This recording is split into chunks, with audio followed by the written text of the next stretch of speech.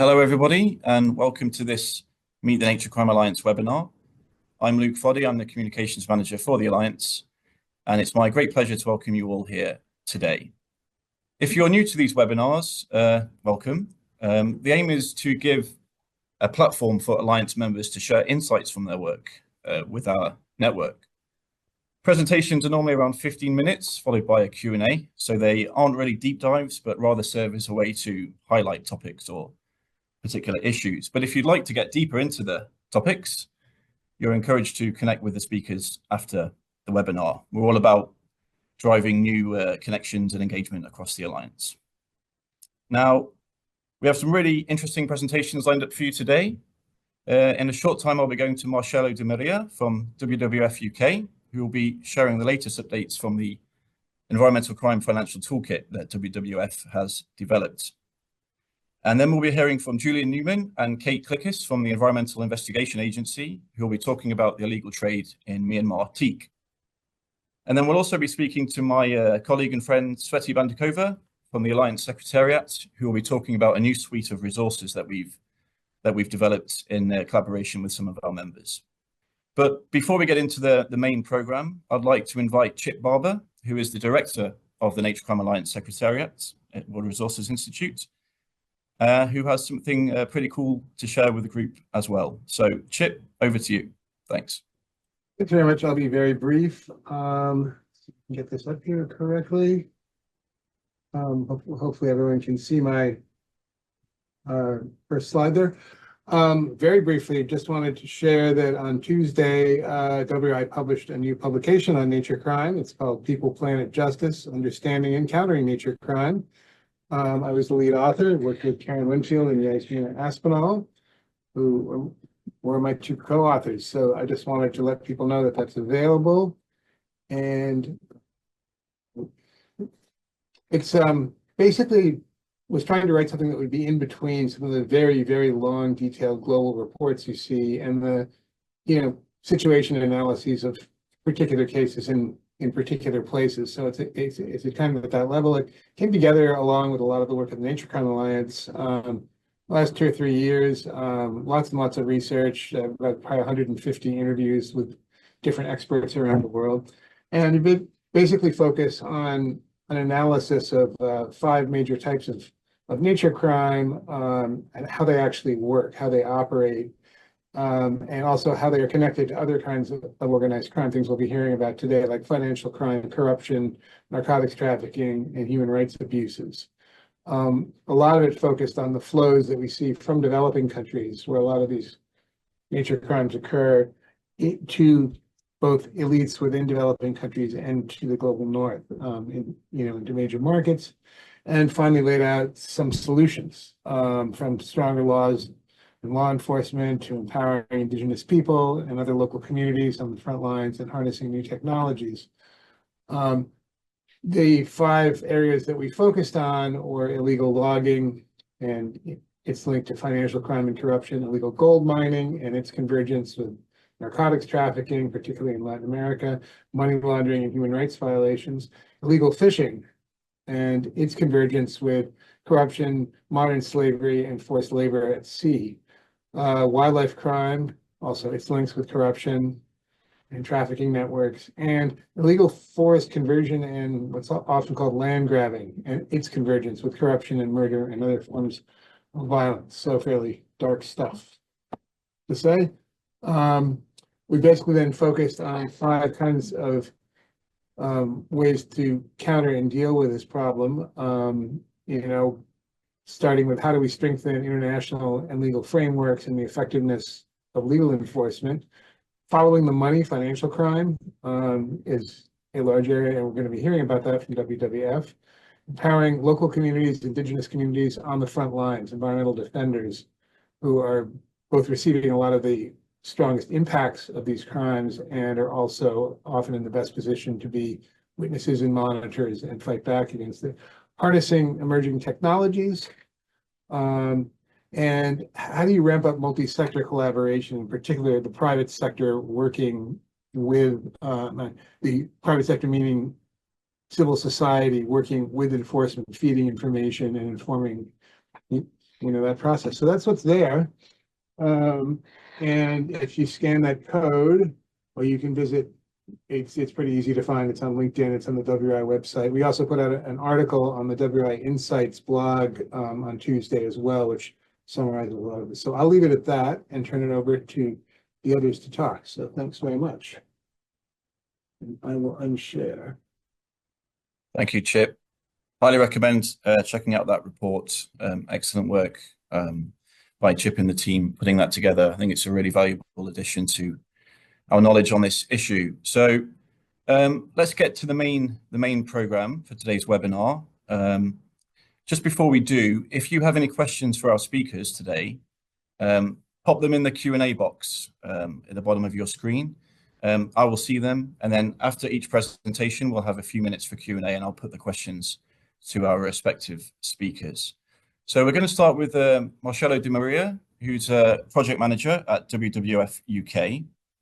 And he's going to be talking about this new environmental crimes financial toolkit that WWF has developed. As I'm sure many of you will know, nature crimes are often entangled with financial crimes, and this toolkit is really an attempt to address this challenge. So to tell us more, I'm pleased to welcome Marcelo, and I hand over to you. Thanks. Thank you, Luke. Thanks everyone for having me. Let me see if I can manage to share my screen. Hopefully you are able to see the presentation. I'm here today to tell you everything about the Environmental Crimes Financial Toolkit. And despite what arguably is one of the worst names ever for a project, I'll try to convince you that what we are doing is good. So the toolkit has been funded initially by the Climate Solution Partnership, which is a philanthropic collaboration between HSBC, WWF, and WRI. But we have recently received support for working 3 additional years. So potentially we've been doing something good. Now, the Environmental Crimes Financial Toolkit is an open access digital platform that assists financial institutions in monitoring and managing the risk related to environmental crimes and their links to financial crimes and human rights violations. Just a brief background about the rationale.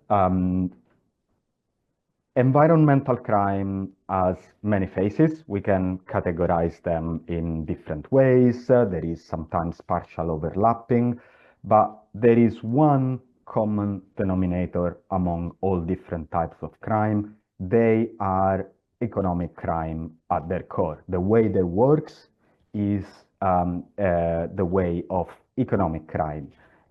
We know that because we are trying to quantify the value of those crimes, and we know that because they are structured as supply chain, although illegal one, organized crime very often has a structure that works just like or similarly to legal supply chains. Now, why do we need the toolkit? I'm gonna try and give you a few key arguments to support that. The first one is that environmental crimes is bigger than we think. The figures are patchy and uncertain, but what we know, the figures we know are sobering. It is costing to society up to 280 billions, and our best guess at understanding how fast it's growing suggests that it's growing 2 to 3 times faster than the global economy. The other reason is that environmental crimes, they are not happening in a vacuum, but they are converging very often with financial crimes and with human rights violations. So it is a double and sometimes a triple burden for society. Financial institutions, the core audience we talk to with this project, are facing a growing exposure to this type of crimes, but very often they are not fully aware of the risk and the extent of their own exposure.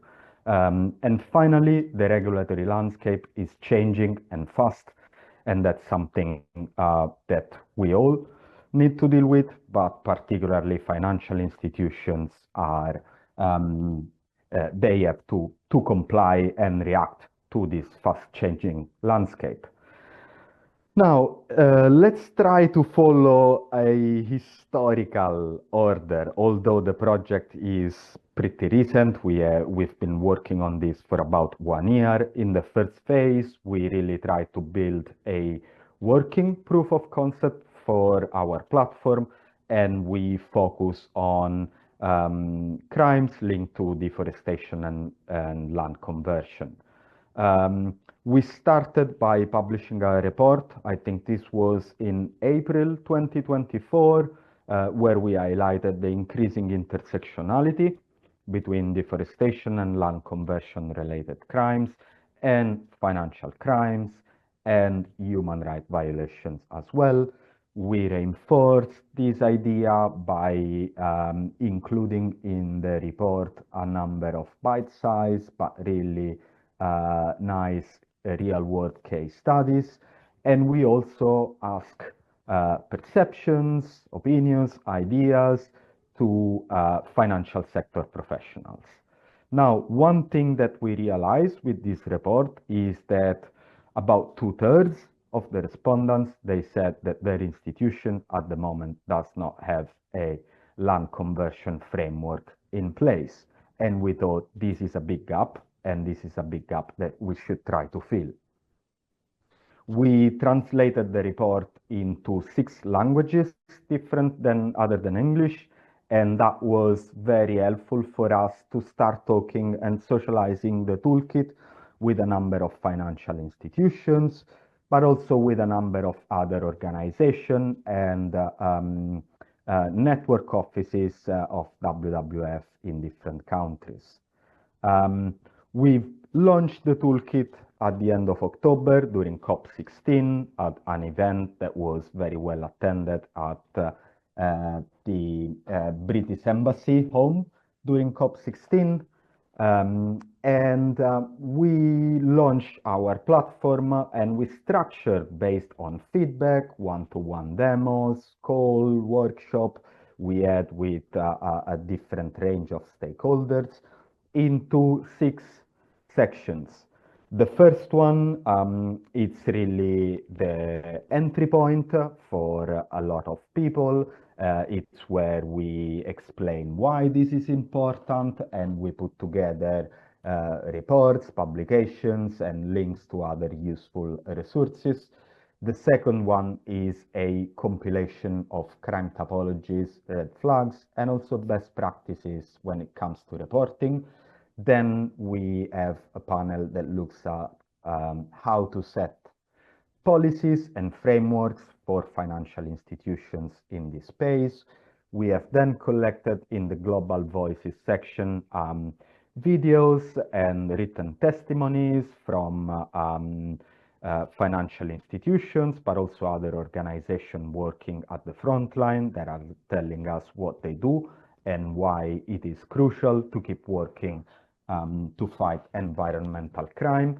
And then we have included a country risk assessment, which is perhaps one of the most hands-on kind of tools we have on the platform, and a searchable repository of case studies that at the moment contains 160 case studies and really tells how crime convergence is looking like on the ground.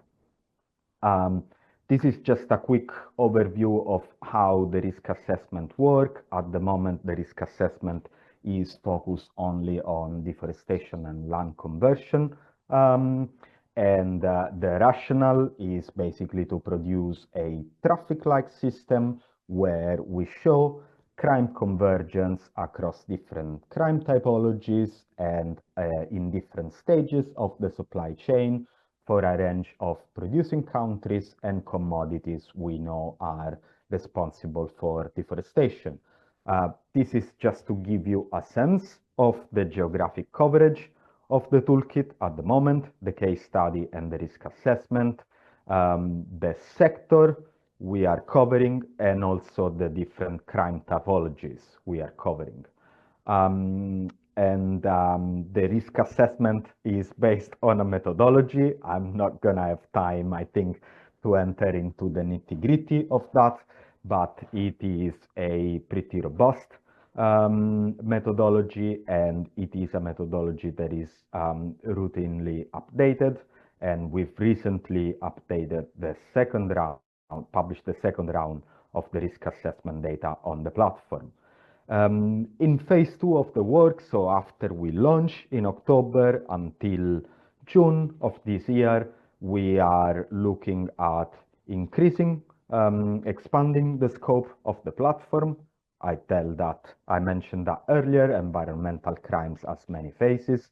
So we are looking now at covering also illegal wildlife trade and illicit mining.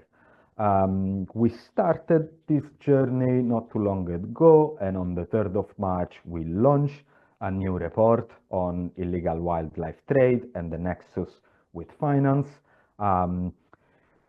One beautiful thing about this report is that it's still packed with case studies and concrete examples, but this time the case studies were provided by a wealth of organization and people that are working at the front line. So it was a truly collaborative effort. Why you should read this report? Because it's really focusing on the convergence between illegal wildlife trade and financial crimes, because it has been written for financial institutions, so it has a clear audience in mind, and it's showing evidence, perception, and risk for the financial sector. And finally, because it contains a pretty interesting compilation of real-world case studies. Now, through this report, we identified a set of concrete risks financial institutions are facing. Why should they care, if you want? There is an overarching risk, and that is simply the reliance of the financial and economic sector to nature, which is huge and pervasive. There are some more specific risks. In particular, we identified 3 high-level typologies: a regulatory and legal risk. You might get sanctioned if you don't do things properly. A reputational risk. If you are exposed, you might lose clients and credibility. And finally, a operational and physical risks that is linked to disruptions that might affect supply chain with shortages and price hikes and so on. Now, these risks, they materialize through direct and indirect exposures. We identified a number of high-risk sector and activities. This is specifically focusing to IWT, although there are useful suggestions for other environmental crimes. And we really highlighted the issue of crime convergence, particularly with financial crimes. Now, bad news, when we surveyed financial institutions, we realized that 81% of them have activities in at least one high-risk business sector. So again, environmental crime, even when it comes to IWT, is bigger than we think. We asked them, what do they know about illegal wildlife trade? And we put together a map based on their knowledge. And the map is picking up some of the most important hotspots, some of the countries at risk, even some of the transit routes and the ports. So a detailed knowledge, but still a partial knowledge. Because when I show you the map of seizures of coming from illegal wildlife trade, that's way bigger than the map before. So there are important knowledge gaps there.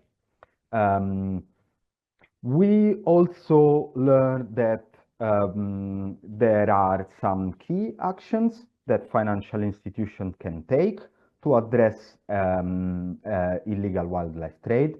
And we learned that when they screen specifically for illegal wildlife trade risk and related financial risks, they are more likely to take action. So a good news, they are more likely to cease business relationship and to raise suspicious transaction report. So yeah, a good news.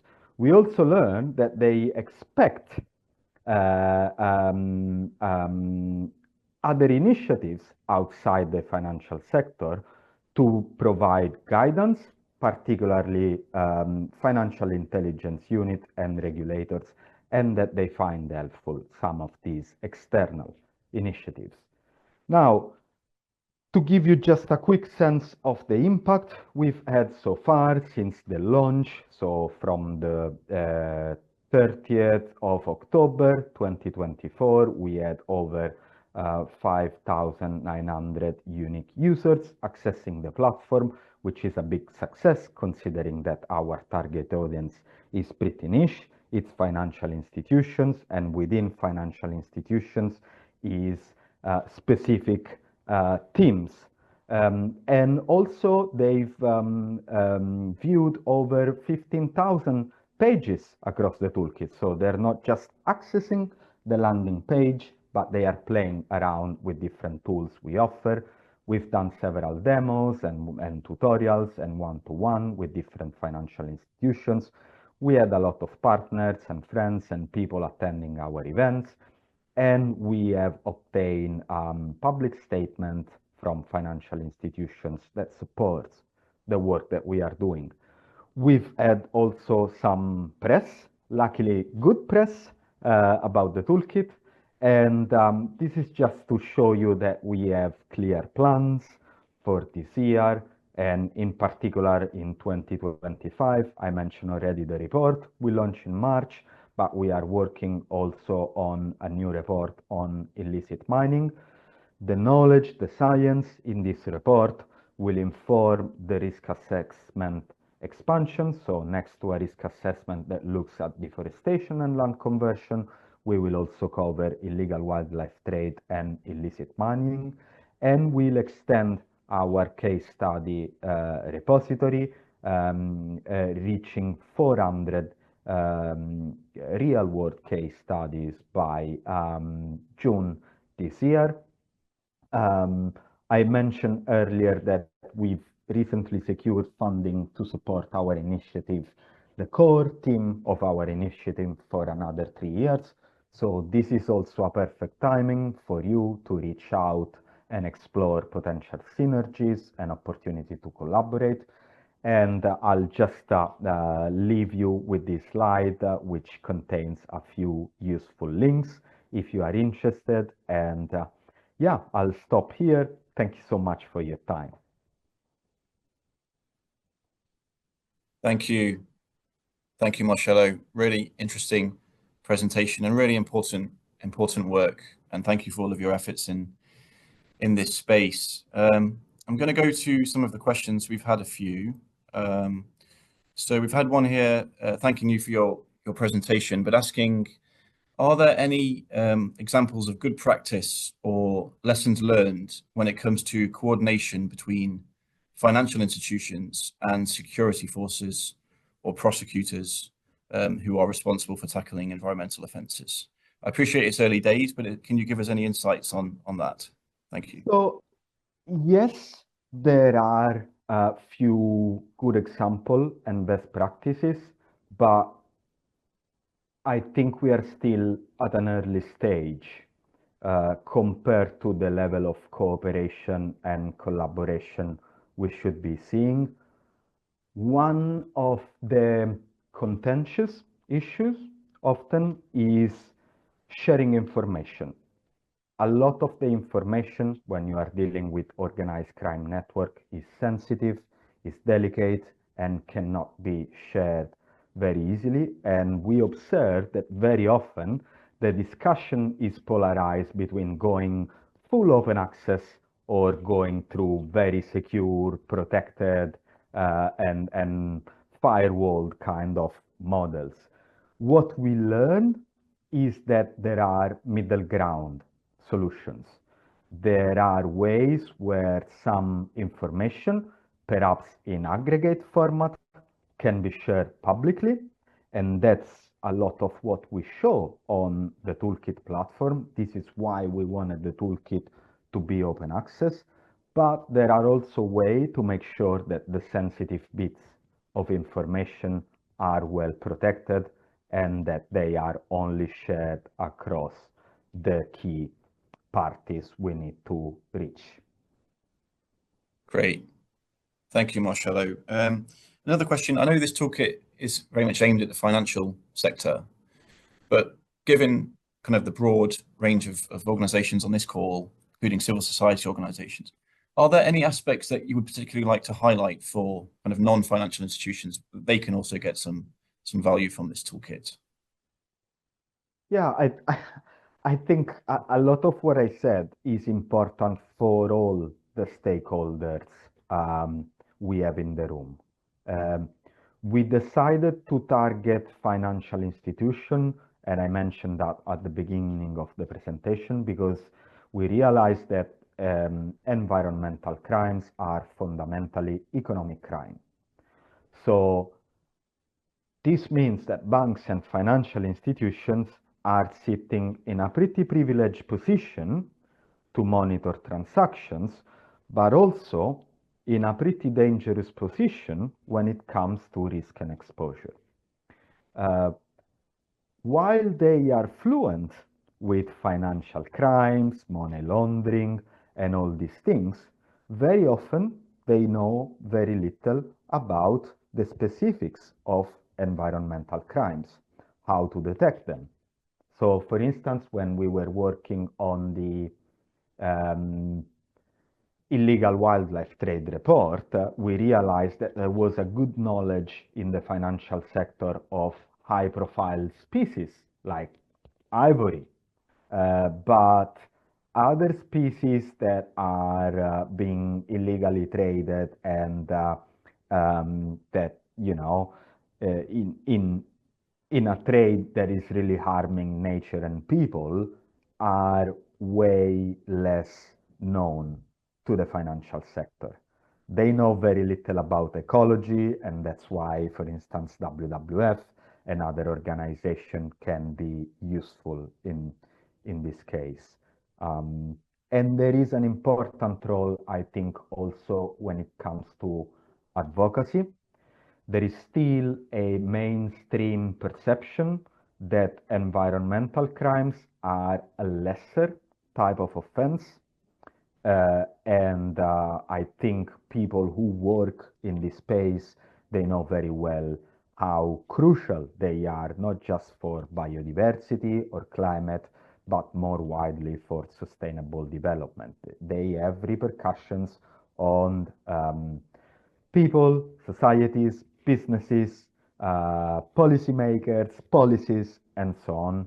And we really need to find strong ways and convincing narratives to make sure that financial institutions, regulations, and many others are on board. That's a really good point, and you've actually kind of already answered the question I was thinking of around, you know, the people on this call, the Nature Crime Alliance, all the different stakeholders involved in this issue, in terms of, you know, financial institutions might not still being fully aware of the exposure and the impacts of these crimes. You know, how can we as a network support this activity and kind of get that higher on the agenda? But thank you for touching on that. I'm conscious of the time, but I want to get a couple more questions in. So we've had a question here about the mechanisms that banks currently use for countering like drug trafficking and financial crimes linked to narcotics. Are they also applying those to environmental crimes, or is that you've come across, or is it kind of more adjacent? So there is clearly crime convergence there. Drug cartel very often are reinvesting their profit through ventures that are linked to land conversion.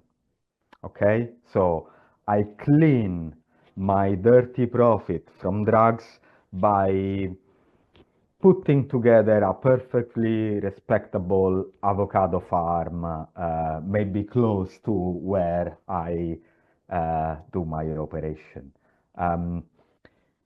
But at the same time, there are peculiarities. And that's why we need to find a very subtle balance between being specific on different crime types and understanding how and why they interact. IWT has peculiarities compared to, I don't know, illegal deforestation.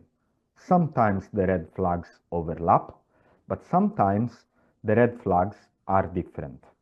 And we need to find a way to highlight red flags that in practice allow you to sift through millions and millions of transactions and identify the very few, the small proportion that is linked to a specific crime without having too many false positives, right?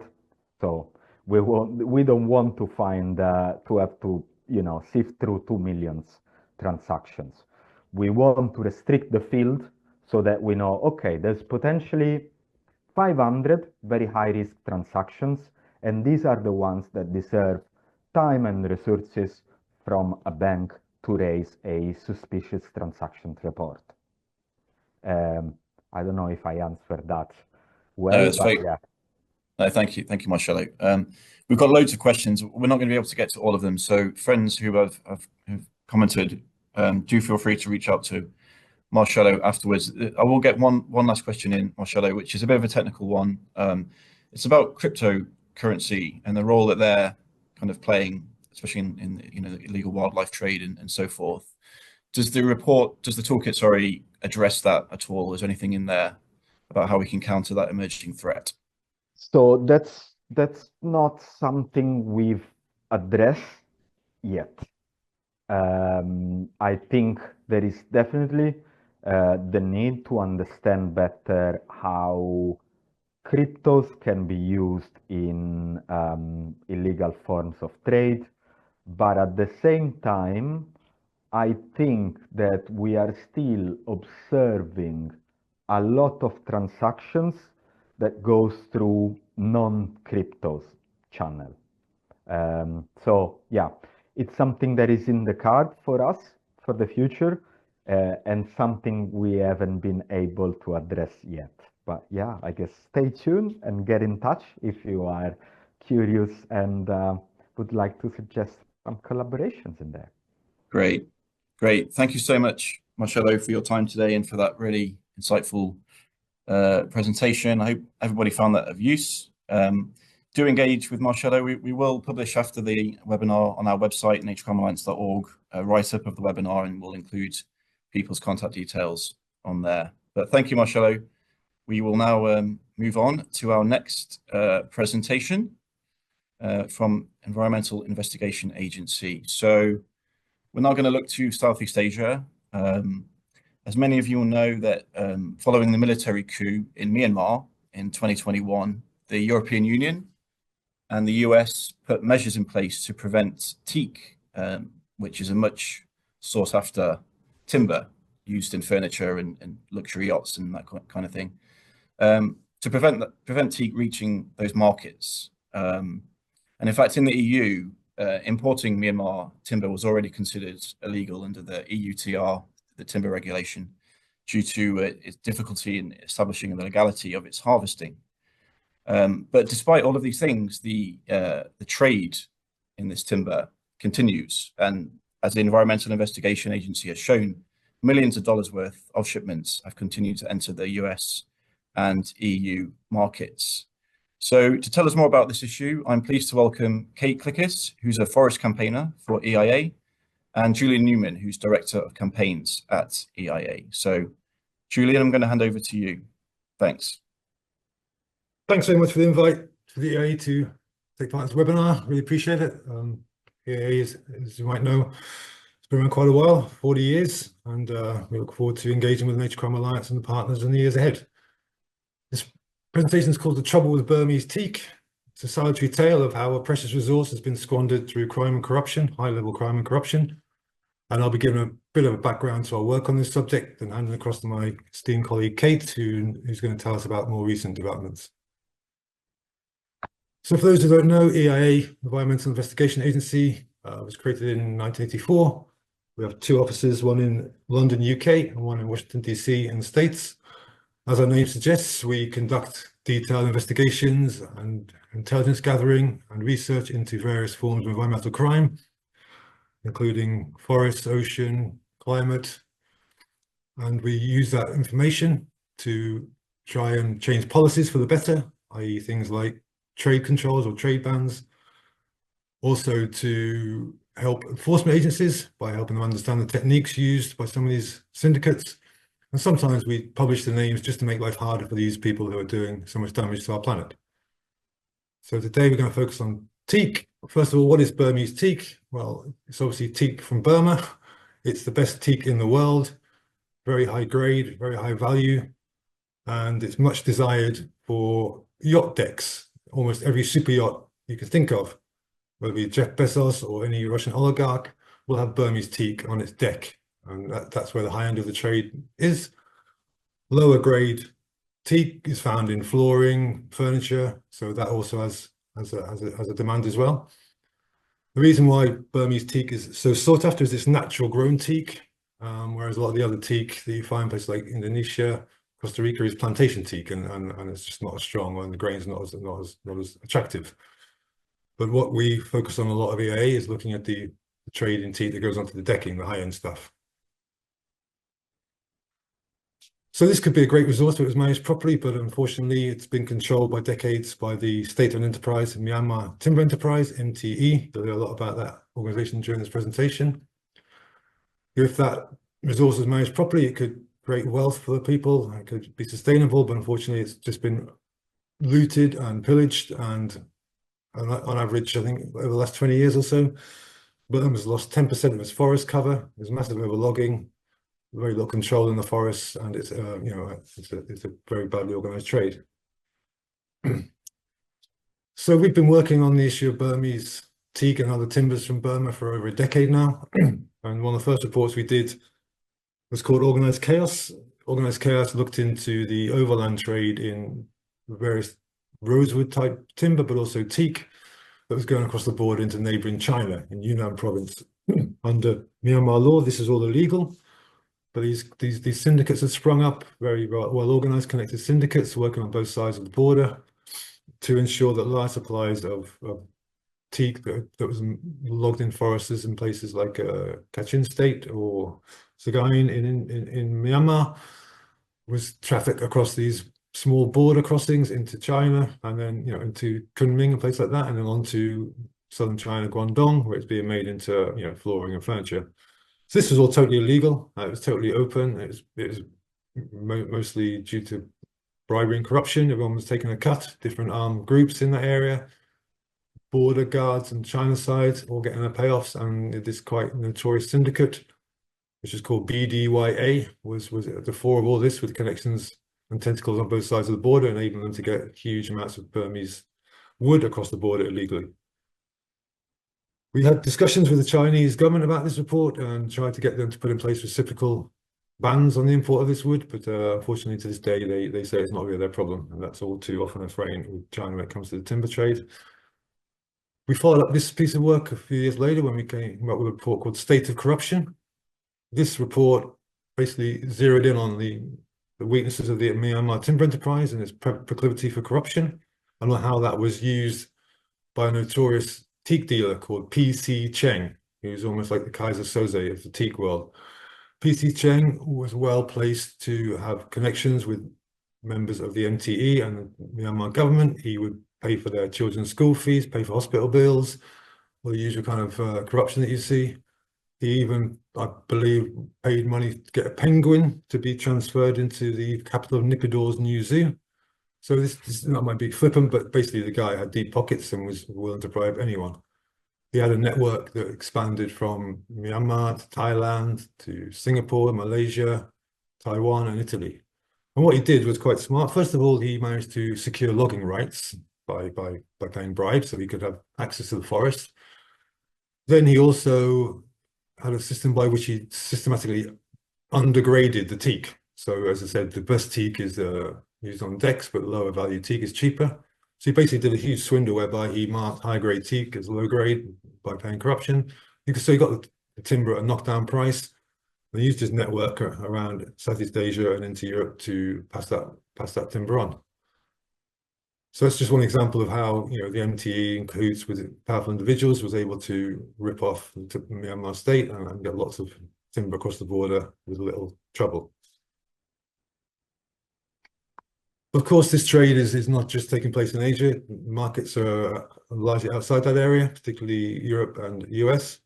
So EA over the year has done quite a lot of work looking at the market side as well.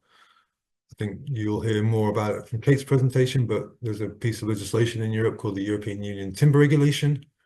This seeks to exclude illegally logged timber from the European market.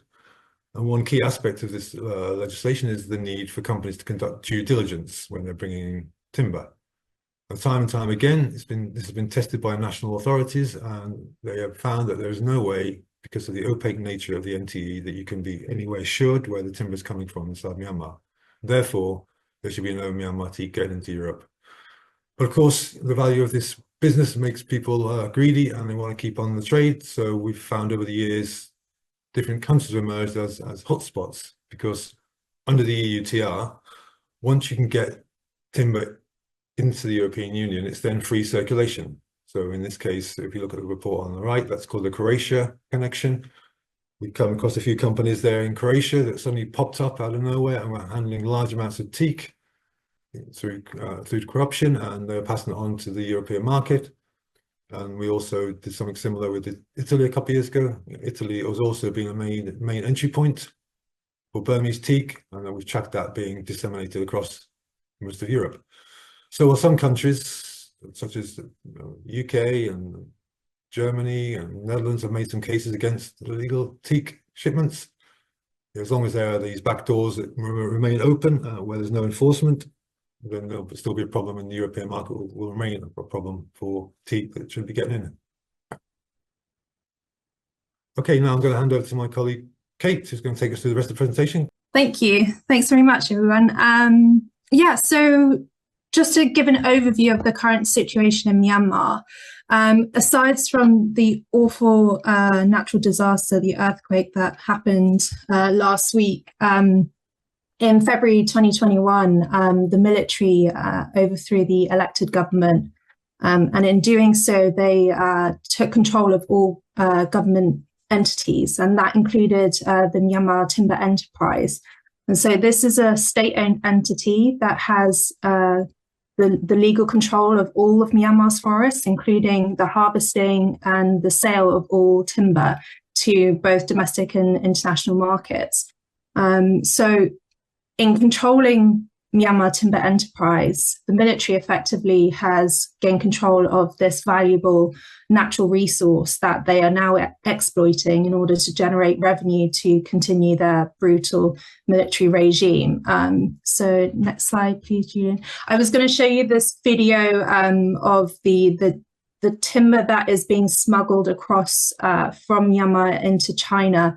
It uses undercover footage that our partners essentially they're risking their lives in order to capture a sense of the issue. But for the sake of time, I'm afraid I'm going to have to miss that.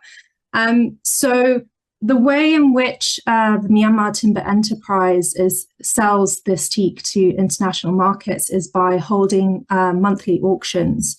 And so despite the fact that they've suffered this devastating earthquake, a few days later, they announced the next schedule for auctions for the next year, in which they said that they're going to be auctioning off of 4,000 logs, and in order to generate foreign currency, which they heavily rely on in order to purchase things as military equipment and jet fuel, so that they can carry out attacks on their own people. And a huge part of these auctions is in fact generating US dollars. To participate in these auctions, foreign companies, they first have to pay 10,000 US dollars in order to simply participate, and then go on to purchase the timber that is then exported onto international markets. Next slide, please.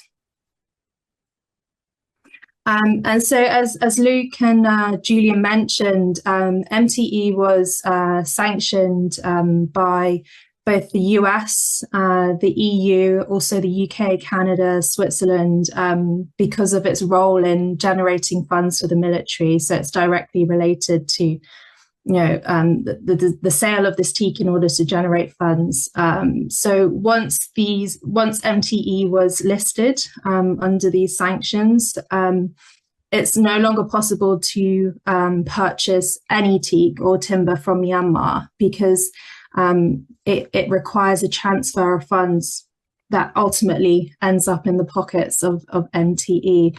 And again, as mentioned, even prior to the implementation of sanctions, we have the EU timber regulation in place, which determined that there can be no import of teak from Myanmar into the EU market, because it is impossible to determine whether the timber had been harvested in compliance with local laws, and that's just simply not possible, because during these auctions, the timber, the logs are sold in lots, and so they're bundled together, and it's impossible to determine for each log where they've been extracted from, and ultimately whether they are from illegal deforestation or not.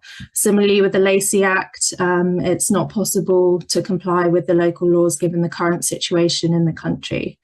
Next slide, please. Carry on, Kate, I'll try and fix it, yeah. So my next slide was actually going to show the US imports of teak directly from Myanmar, and so it was going to show a bar graph with a trend line going down from April 2021, when MTE was sanctioned, all the way to August of 23. At which point the trade essentially stops. So we believe that, there's been a slow decline, but then a sudden stop. And this is because, sanctions are starting to work, but that we do have suspicions that the trade might be being rerouted via third countries in order to circumvent sanctions. Imports into the EU, there's certain member states, namely Italy, who are importing teak at a far higher rate than other member states. So the trade definitely continued. I believe my slide said it was about 27 million euros worth of teak was imported by Italy alone since the sanctions were implemented. But again, that trade has slowly declined, and it's effectively stopped now.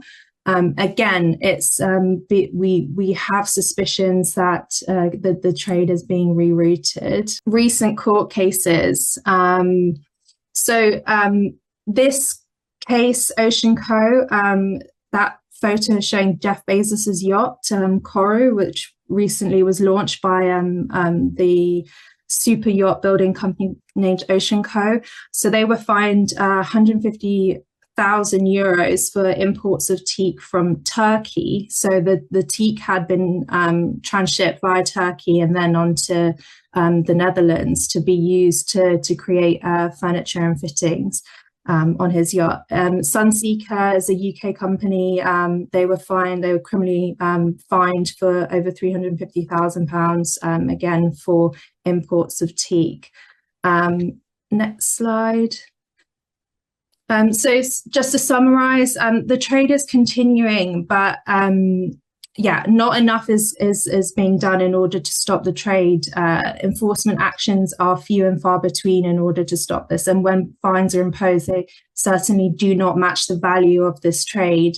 So we hope to see that in the future, both sanctions and timber laws are leveraged in order to bring a stop to this trade. And everything can be found on our website and our YouTube channel if you want to find out more information about this. Thank you. Great. Thank you, Kate and Julian. Really interesting, if not pretty depressing information there. And thank you for your work to investigate and expose this illicit trade. Don't forget, if people want to ask a question, you can do so through the Q&A box. We've had a request, Kate, to put the link to that video in the chat, which we can do, but we'll also put it on the website afterwards. And all of the slides as well, I should say, will be made available to anybody on our website.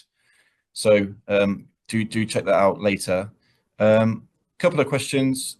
In the last webinar we had, we welcomed Jane Saunders from World Forest ID, who are doing really cool work looking at scientific techniques to kind of trace the origin of timber. I mean, there was a celebrated example of Russian timber entering, I think it was Belgium, in violation of EU sanctions.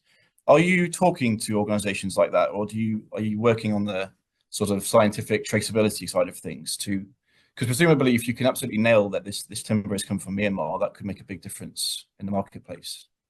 I don't know which of you would like to answer that question. Julian, do you want to have a go at that?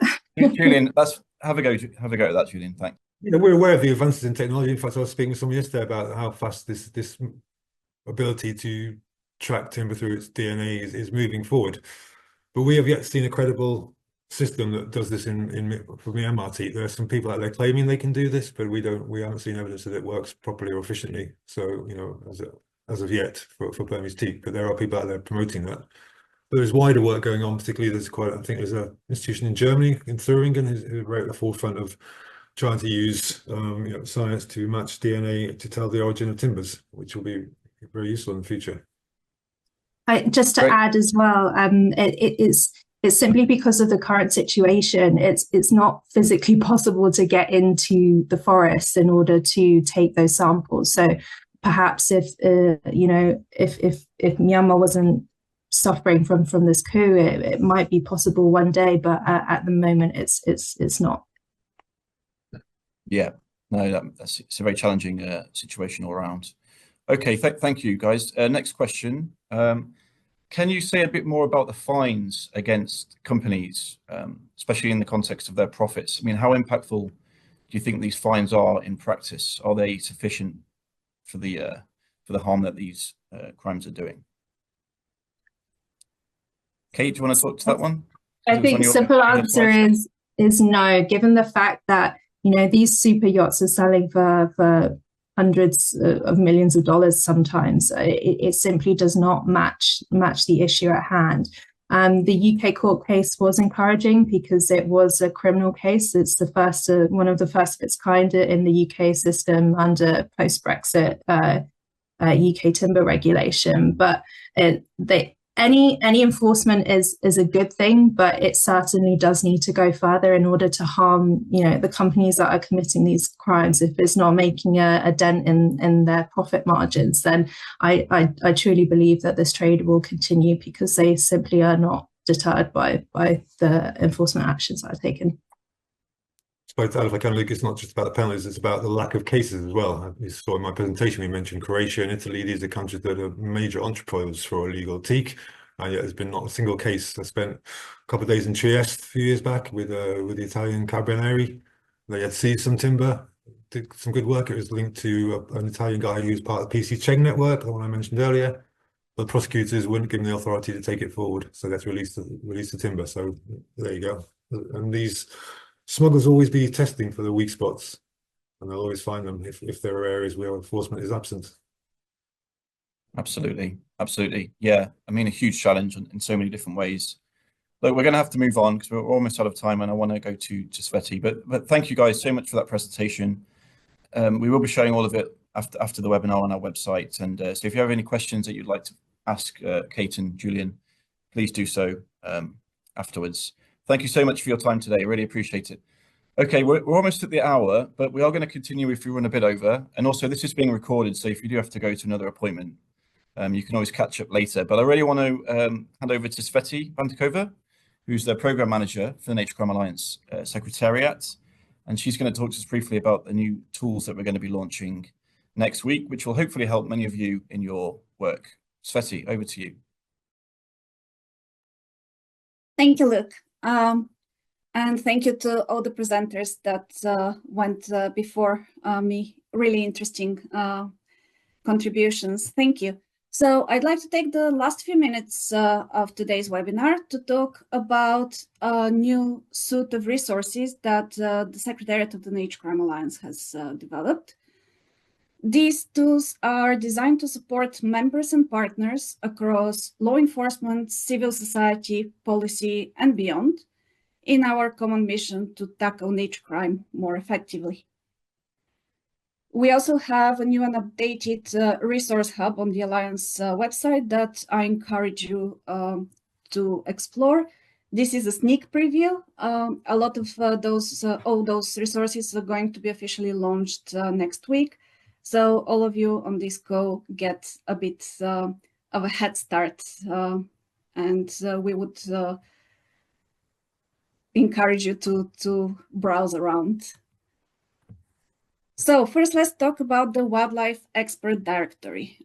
This resource provides quick and direct access to a growing network of experts who bring topical knowledge on wildlife crime. Importantly, part of the directory has been tailored specifically for law enforcement. So whether you're looking for insights on illegal trade routes, forensic analysis, specific trafficking trends, I gave myself a mouthful there, or species-specific experts.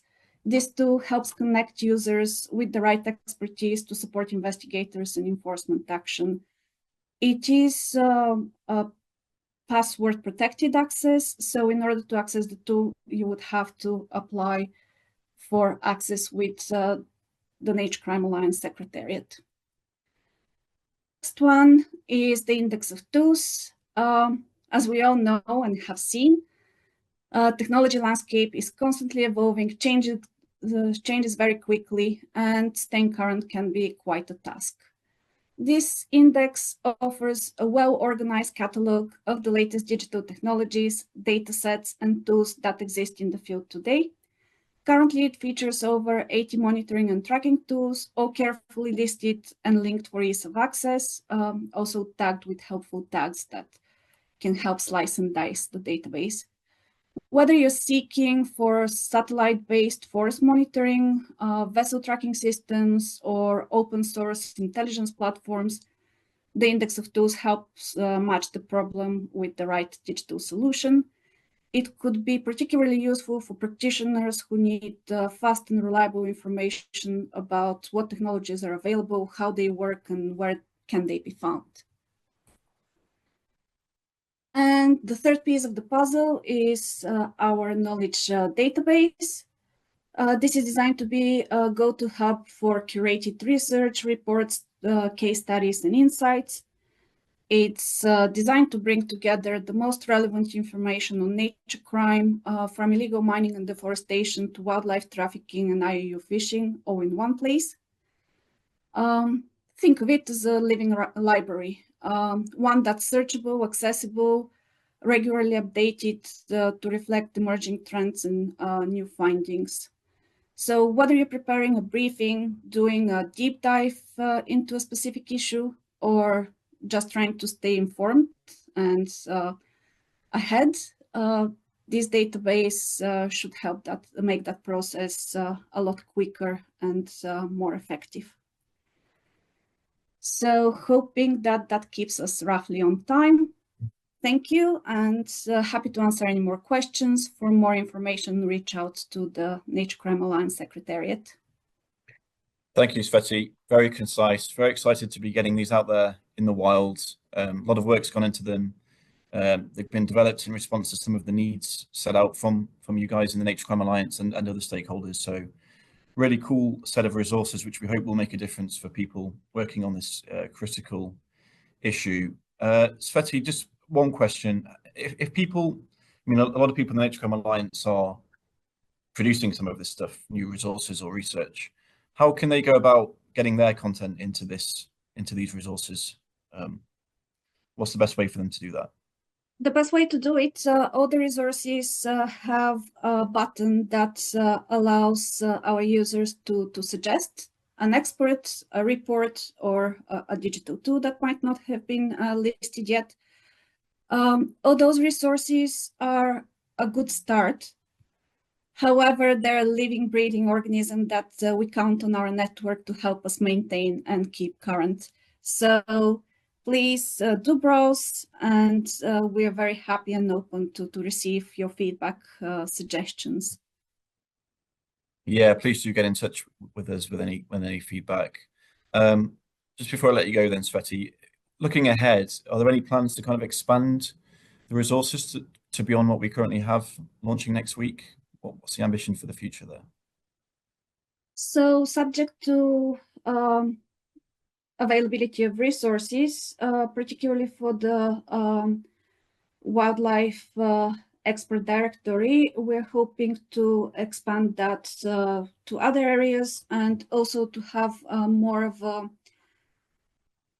directory that captures experts on other types of nature crime. As I said, it's a work in progress, and we hope to be in a position to bring a more rounded expert database. Great. Well, thank you, Sveti, for leading this really important work. And to those on the call, please do use these resources. They've been produced with you in mind, so do take advantage of them. Okay, we're a bit over time, but we're going to wrap up there. All that's left to say is thank you to you for joining us today. I hope you found this session interesting. And if you do want to get more into the weeds on any of the presentations today, do get in touch with the speakers, because I'm sure they'll be happy to engage with you and have further conversations. So thank you to Chip, thank you to Marcello, to Julian, to Kate, and to Sveti, and thank you to all of you for joining us all here today. And enjoy the rest of your mornings, afternoons, or evenings, depending on where you are in the world. Thanks.